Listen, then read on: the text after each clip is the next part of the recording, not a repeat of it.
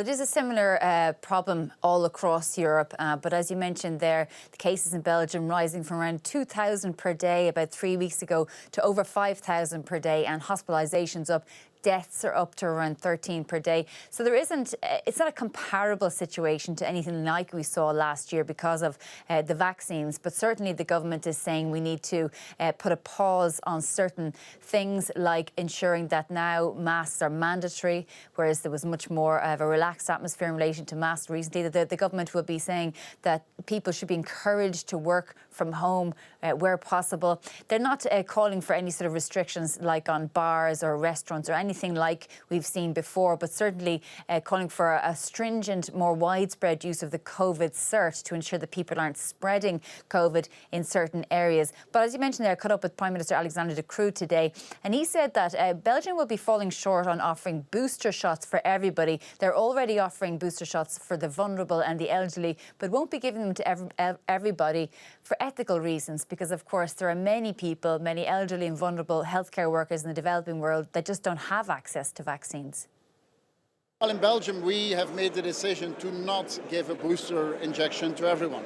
We give it to the group of people who are very vulnerable because the gain is quite clear. But for the general public, we have decided not to do it because we think that it is ethically not the right choice, because the benefit of a booster shot to the general population in Belgium would be way lower than the benefit to giving a first shot to people in our neighborhoods outside of Europe. So in Belgium, we have made that choice, and for the moment we stay away from a booster shot because we don't believe that it is justified.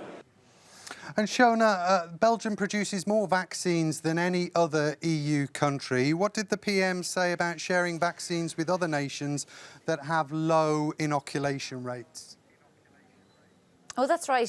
Europe is the biggest exporter of vaccines in the world. There's about 1 billion vaccines left Europe, and 7 out of 10 of those came from Belgium, which is the biggest manufacturer of vaccines. But of course, Paul, we know that there's a kind of a controversial discussion around whether or not the EU, which it hasn't, should support this TRIPS waiver scheme, where the intellectual property rights of the vaccines would be waived in order for vaccines to be much more prevalent and accessible globally. I asked the Prime Minister whether he supported this, and if not, what will the West do to ensure the developing countries finally get access to widespread access to vaccines?